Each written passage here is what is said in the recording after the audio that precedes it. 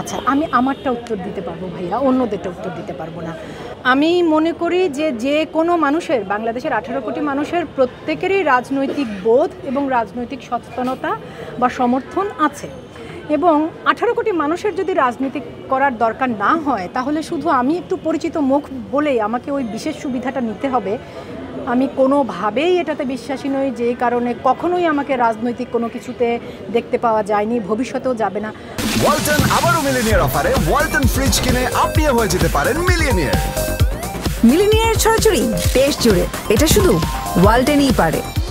দেখুন, যেগুলো আসলে হয়রানিমূলক বা মিথ্যা তথ্য আপনারাও জানেন সবাই, সেগুলো খুবই দুঃখজনক। তবে খুব সাধারণ শিল্পীরা কিন্তু মুশকিলে পড়ছেন না।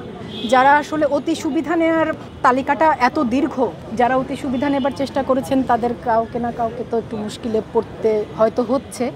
তবে আমি মনে করি, মানে আমার জন্য আসলে বলা মুশকিল, কারণ আমি এটার অংশ না, একেবারেই অংশ না। সেই সময়ের গল্পটা হচ্ছে যে অমিতাভ ভাই মানে শ্যুটের সময়ই বলছিল যে এইটা নিয়ে সবার আগে মিম হবে, তো ওটাই।